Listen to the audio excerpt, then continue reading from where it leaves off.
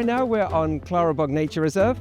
It's a raised bog ecosystem in the Irish Midlands, and it's a newly labelled associate station within the ICOS Island network. It's a special area of conservation managed by the National Parks and Wildlife Service.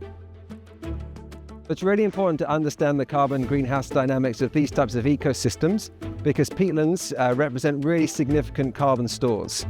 In Ireland, they cover maybe 23% of our land area, but hold up to 75% of our soil organic carbon stocks. So it's really important to understand how they respond to changes in climate, for example, and how vulnerable or resilient these carbon stocks are in the future.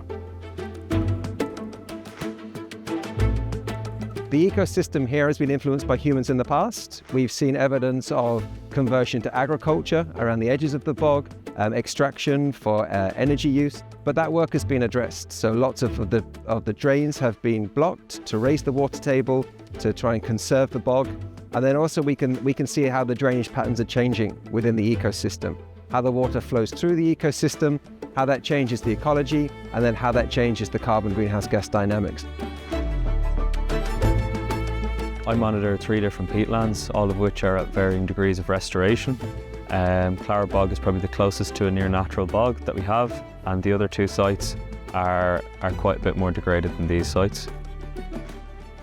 I wish people understood more about peatlands in Ireland, and I wish people understood the potential they have to mitigate the effects of greenhouse gases, but also the potential they have to emit greenhouse gases and how it's a two-sided coin.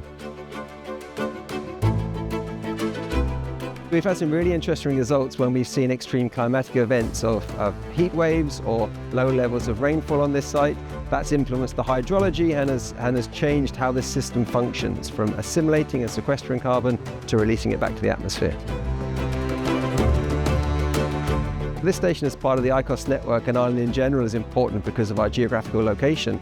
The climate that we have, our location in Europe, brings an added dimension to kind of broaden and strengthen the ICOS network.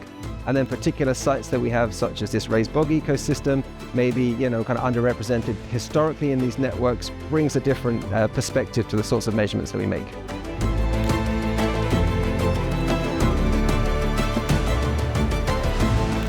It really benefits us as scientists being part of ICOS because we're part of that community, part of the network of sites, creating this data, making a contribution to answering these big picture questions in relation to climate change.